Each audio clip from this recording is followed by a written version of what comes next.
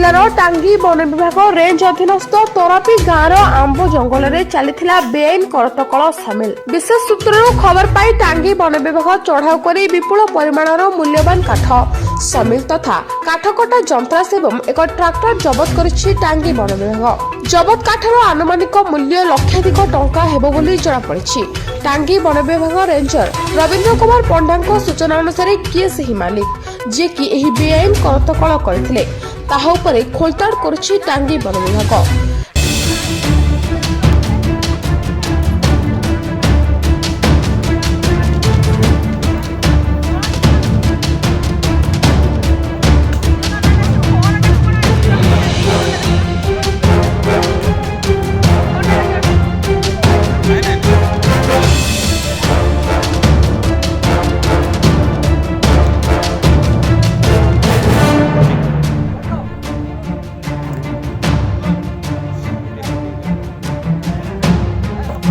चिलिकार Ranjit सुबोधी report news 19 Odia Khabar.